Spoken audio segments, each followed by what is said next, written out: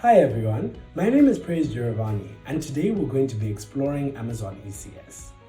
Amazon ECS, which stands for Elastic Container Service, is a platform that allows users to create and manage virtualized environments for running tasks required by applications.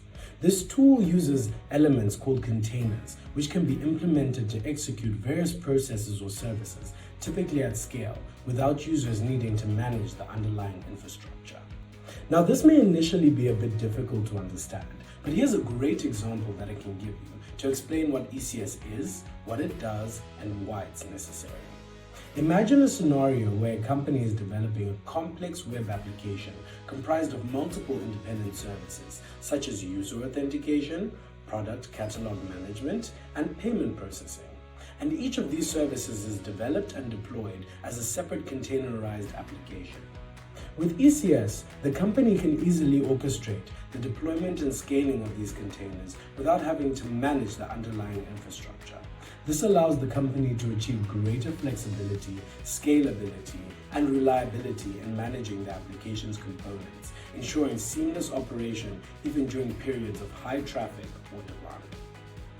To understand Amazon ECS and how it functions, there are a few terms that one must familiarize themselves with. The first is Docker. Docker is a game changer in the world of software development when it comes to virtualization and deployment. Imagine you have an application and you want to run it on different computers.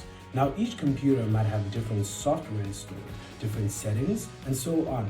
This can be a nightmare for consistency and reliability. However, Docker allows you to create a containerized environment that can run the same and remain the same on multiple machines. Amazon ECS then takes this technology a step further and allows you to deploy and manage multiple of these types of Docker containers.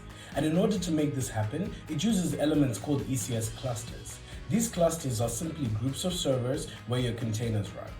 A layer above this are ECS tasks, which are like job assignments for your containers. Each task defines which containers should run together and how they should communicate.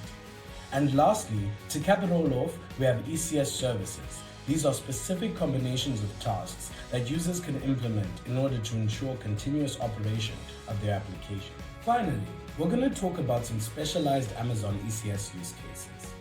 ECS has a wide variety of applications across different industries, but its capabilities are particularly notable when applied to specialized use cases such as large language models.